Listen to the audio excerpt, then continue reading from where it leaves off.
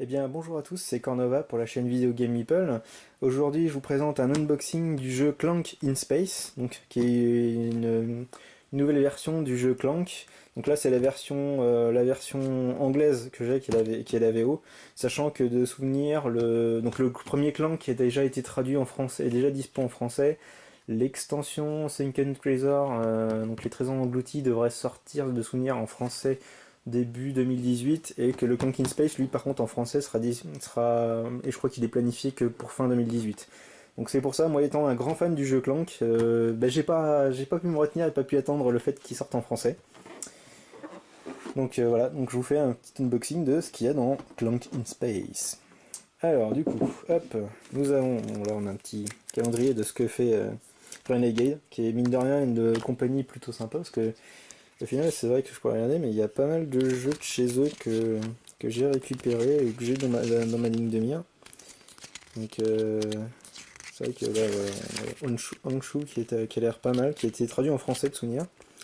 Fuse, qui va pas tarder, qui va pas tarder à être traduit en français. Flatline, qui est aussi très très intéressant, moi qui m'intéresse pas mal.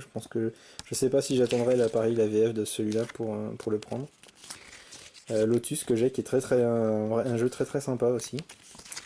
Donc ouais, Clank bien sûr, Lanterne aussi qui est très sympa, qui existe en français depuis un petit moment déjà. Voilà voilà. Et un jeu, qu'ils ont fait aussi un jeu de deck building de Scott Pilgrim d'ailleurs. Bon bref, on retourne à nos affaires, donc voilà. Donc le petit livret de Clank in Space. Alors pour ceux qui connaissent Clank, la mécanique à l'intérieur dans Clank in Space c'est la même chose.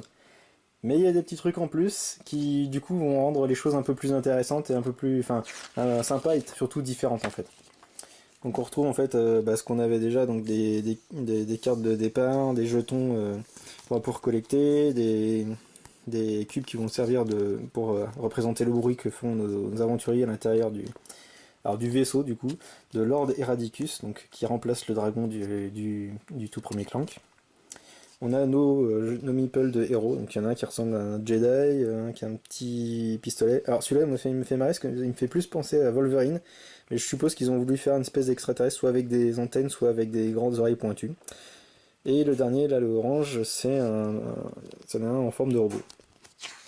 Donc voilà, donc la règle, je la présente rapidement. Donc là vous voyez que déjà, rien que sur la tête du plateau, c'est complètement différent, on n'est plus sur un gros plateau rectangulaire, et sur un truc un peu plus euh, un peu plus what the fuck en termes de taille, de tronche. Donc là, bon, ça explique forcément toutes les règles avec les cartes, sachant que voilà, si on connaît Clank, on est vraiment pas perdu. Il y a juste quelques trucs supplémentaires en fait à intégrer et après c'est bon. Donc voilà. Et puis bah, à la fin, le résumé de tous les tokens, en fait, c'est tous les jetons à quoi ils correspondent. Hop. Et alors là déjà, la première chose que vous pouvez noter par rapport à ceux qui connaissent le premier Clank, le plateau, c'est ça. Enfin, c'est tout ça en fait. Alors, en fait, le plateau, du coup, on se retrouve avec un plateau modulaire qui, du coup, est constitué de plusieurs morceaux, en fait. Du coup, là, on va avoir une partie ici à gauche qui s'assemble, une partie, cette partie-là, cette partie-là qui va se retrouver tout en haut à droite. Et en fait, au centre, le trou, en fait, va être comblé par, en fait, ces trois petits plateaux qui sont recto verso, du coup, qu'on va pouvoir mettre dans des configurations différentes et tourner dans différentes. Du coup, le plateau va être vachement différent d'une partie sur l'autre en fonction de la façon dont on va configurer le vaisseau. Et du coup ça c'est vraiment pas mal, ça rajoute de la rejouabilité encore à un jeu qui a déjà pas mal de choses pour lui, donc c'est vraiment pas mal.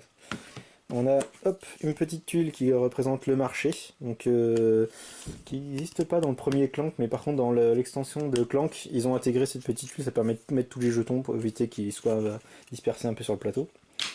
Ça c'est un morceau du plateau en fait qui est une sorte de système de transport de turboïste. En fait j'ai des termes c'est pareil de Star Trek qui me viennent à la tête, mais du coup enfin voilà, en gros c'est un système de transport rapide en fait à l'intérieur qui est au milieu du vaisseau.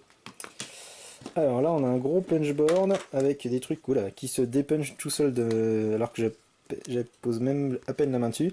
Donc ici on a toutes ces petites toute cette petite tas de puces, en fait, ça représente tout l'argent, en fait. Les pièces d'or sont remplacées, du coup, par ces petits jetons. On va retrouver quoi du coup? On va retrouver différentes choses. Donc ici, bah, du coup, c'est les trésors là, les différents types de trésors, les grands trésors, les petits trésors. On a ici en forme d'hexagone les différents artefacts qu'on va pouvoir aller chercher. Ici, on a les escape pods.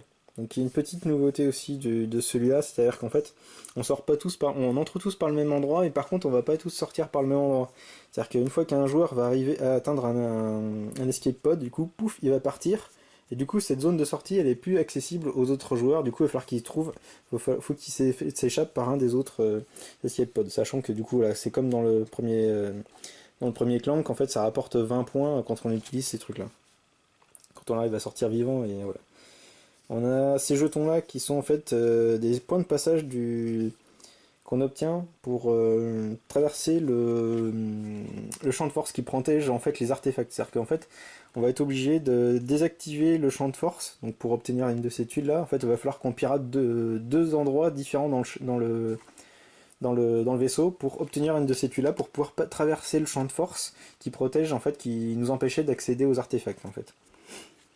Donc là encore différents jetons, l'argent, voilà, on a à peu près tous les trucs. Donc ça c'est ce qu'on va pouvoir acheter dans le marché. Donc à savoir que du coup il n'y a plus l'équivalent, il n'y a pas l'équivalent des sacs à dos. Par contre on a toujours les clés qui permettent de passer les cadenas.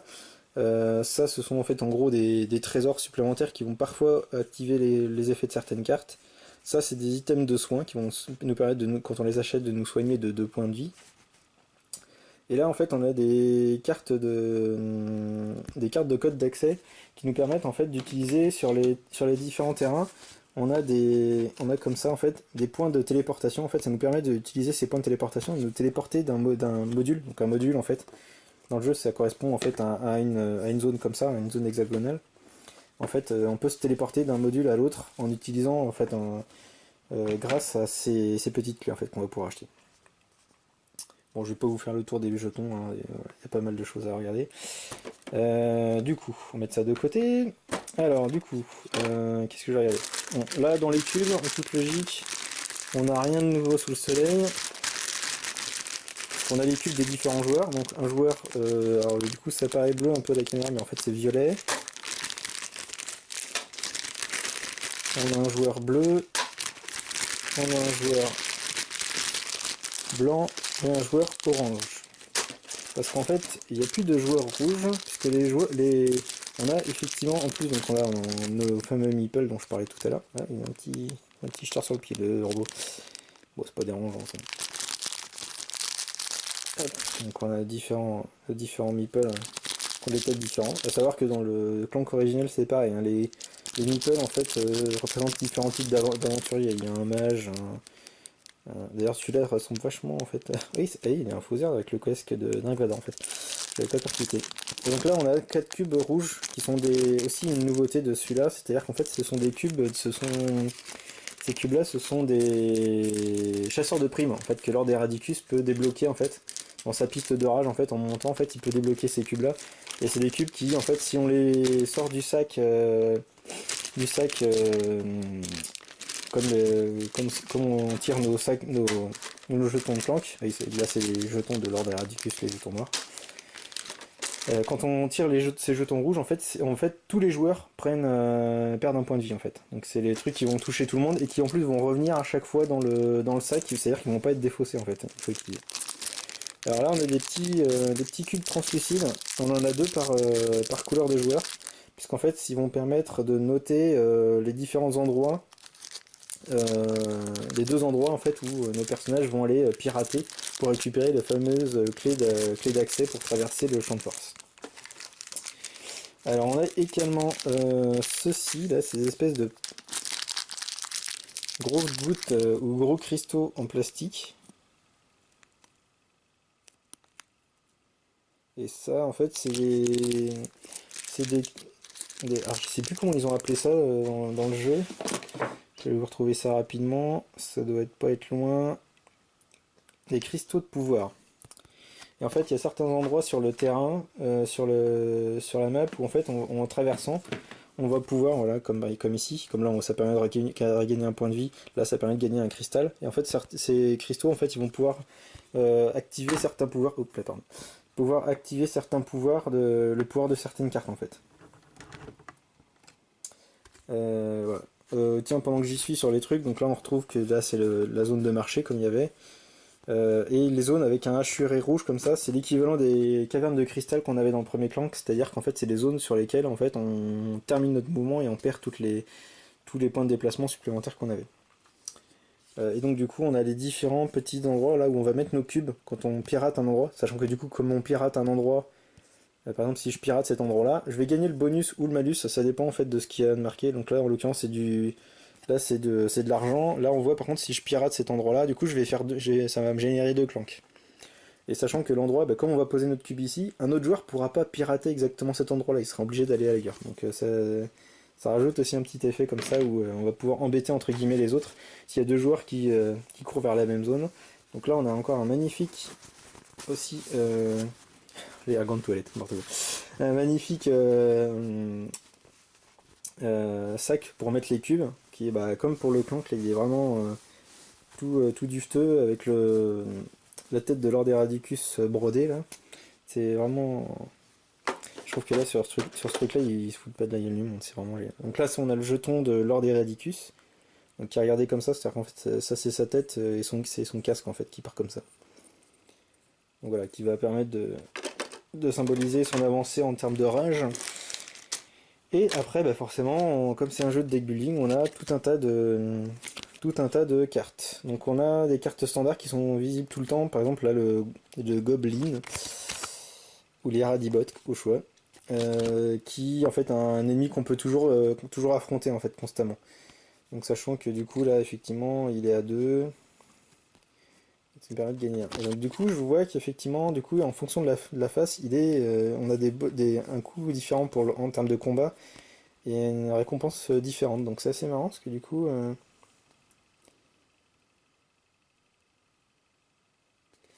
donc du coup c'est assez drôle parce que du coup il y a 2 types d'ennemis pour rendre un peu je pense la partie un peu plus corsée. Que Cranmark ça peut aider aussi.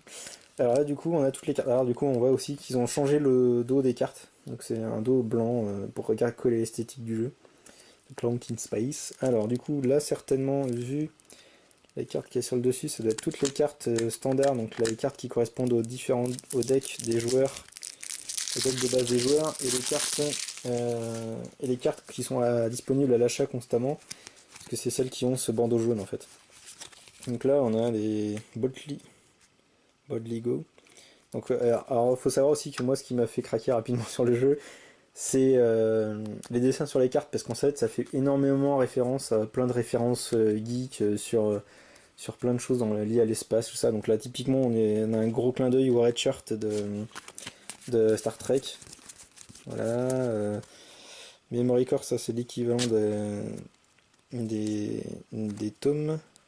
Alors là je sais pas trop à quoi faire. Alors, en général le petit texte en bas aide un peu à voir la référence qui est en lien derrière. Donc ça fait partie des cartes. Donc ça c'est des cartes qui sont liées aux cartes de départ qu'on a. Donc c'est des cartes pour carte de hack qui donne 1 de recrutement, enfin d'achat pour les cartes. Le Scramble. Access. Stumble. Voilà, donc là c'est les cartes de base, donc ici sont similaires en gros au deck de départ qu'on a dans le premier clan. C'est grosso modo les mêmes cartes en fait, mais avec forcément une esthétique qui colle au thème. Hop. Et alors du coup, là on a 2 autres decks.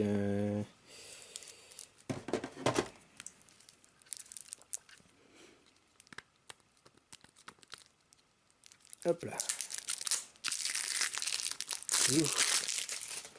Alors du coup là par exemple on a des ennemis. Alors du coup là, là j'ai la référence, je l'ai eu aussi. Ça c'est une grosse référence à Doctor Who. En fait c'est surtout lié à la petite punchline qui est en bas, ça m'a fait penser tout de suite à ça. Donc voilà, vous voyez voir donc Dark Jedi, donc un Dark Jedi pour ne pas le dire. Donc là c'est un mot qui revient souvent revient sur beaucoup de cartes en fait, c'est une détournée de Jedi. C'est une petite Dark Sentinelle, voilà.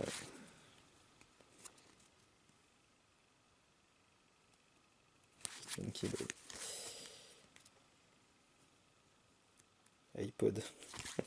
Il y a des jeux de mots, de Buzz Hurt, l'alien qui a un nom à la Jabba the Hutt et qui a en plus au passage le bikini de la princesse Leia dans Star Wars. Voilà. Donc, l'ordi Radicus, je savais même pas qu'il y avait une carte pour l'ordi Radicus, tiens. Donc voilà, c'est blindé de références, références geek. Pas mal de trucs, l'exterminator là, voilà. Donc, Android Diva, donc ça fait penser pas mal au cinquième élément. Il y a d'autres cartes qui font passer au cinquième élément. Après, l'Android Runaway, ça apparemment c'est un clin d'œil à Blade Runner aussi. Ah bah voilà, c'est un clin d'œil à Stitch. Lilo et Stitch, celui-là, donc là, ouais, Cranky Doctor, là, typiquement, ça c'est du Star Trek aussi. Voilà, il y a pas mal. L'imagerie est géniale. Ce chat. D'accord. Voilà, aussi un gros clin d'œil au cinquième élément. Ah, gros clin d'œil aussi, la Alien. J'adore la punchline. Voilà, donc ça c'est un gros clin d'œil à Alien. Voilà. Il y a pas mal de. C'est blindé de petits. Ouais. Gilly, ouais, voilà. Monkeybot. Ouais, Monkeybot, qui était déjà une créature dans le clan que d'origine. La princesse Elia, donc voilà, c'est ça les références qui me font marrer. Ah, puis les punchlines aussi sont assez drôles, là, celle-ci, je crois. Elle a un flingue, un kit de soins et une faible perception de la profondeur. Forcément, c'est un cyclope.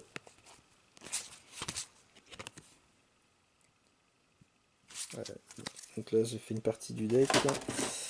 Voilà. Bon, pour le délire, hein, je vous parcours un peu toutes les cartes pour vous donner une idée de la tête et des petits clins d'œil qui sont présents. Space Pirate. Space Kunk, alors du coup là c'est un clin d'œil au Gardien de la Galaxie. Ah ça ouais. Attends, c'est quoi la peine. Ça je pense que c'est un gros clin d'œil au guide du voyageur intergalactique. Je sais plus comment s'appelle alors ça c'est un clin d'œil aussi à la stratégie Under. Personnage team. Voilà, donc là il y a plein de petites. Il y a The Professor. Donc là ça c'est encore un clin d'œil au. Oui, voilà. She's always on the lookout for new traveling companion. Ça, c'est un clin d'œil au Doctor Who. Alors, ce qui est marrant, c'est que le jeu a été développé avant que ne soit dévoilé le fait que le nouveau Docteur allait être une femme. Donc, les mecs ont eu une F1 dans un certain sens.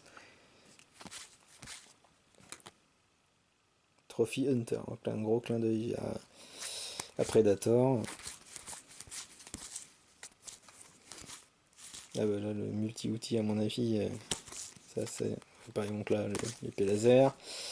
Light Scooter, donc là, ça fait penser pas mal à du Tron et compagnie. Power Boost, on dirait des chaussures d'Iron Man. Qu'est-ce que c'est? Qu'est-ce que c'est que ce truc?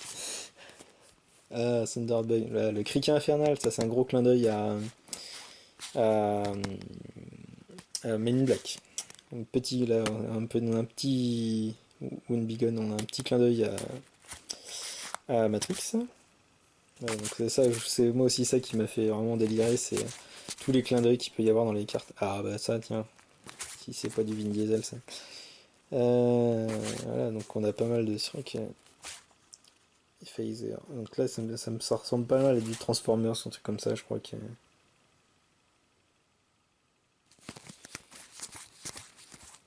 Donc là oui, les phasers c'est des cartes standards qu'on peut acheter constamment en fait. Ça le bandeau jaune en fait. Donc là on a fait un peu le tour. Donc là du coup on a fait le tour de toutes les cartes qui existaient. Donc bah voilà, c'était un rapide entre guillemets, puisque j'ai quand même parcouru pas mal les cartes pour les regarder avec vous. Euh, de unboxing donc du coup de ce jeu Clank in Space. Alors à mon avis, moi je vais rapidement concentrer toutes les boîtes de Clank dans une seule pour gagner un peu de place, parce que mine de rien ça prend de la place tout ça, histoire d'avoir tous les Clank dans une seule boîte. Enfin bon bref. D'ici là, j'ai qu'une chose à vous dire, c'est jouez bien et puis à très bientôt. Salut.